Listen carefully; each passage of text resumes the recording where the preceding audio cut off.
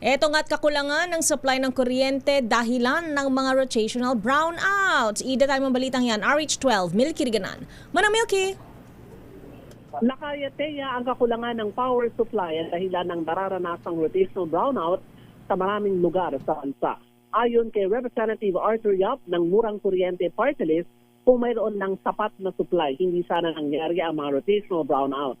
Sa hearing ng House Committee on Energy, pinagpapaliwanag ni Yap ang Department of Energy kung ang isyong pinag-uusapan ng incident reporting ng National Grid Corporation of the Philippines o ang aktwal na kakulangan sa available generation capacity na nagresulta sa mga brownout.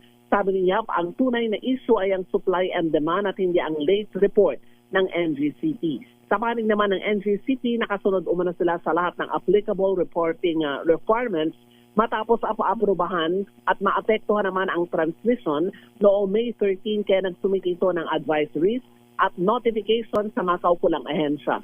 Una rito pinag-utos si House Speaker Faustino D. III ang investigasyon matapos nga ang nararasang May 13 power outages. Naapektuhan ang milyong-milyong consumers sa Luzon at Visayas. Ayon sa House Speaker, layunin ng investigasyon na may mapanagot at ma-implement ang pangmatagalang safeguards para maiwasan na ang panibagong major grid collapse. Ako si Milky Riganan nagulat para sa DZRH, una sa Pilipinas, una sa Pilipino.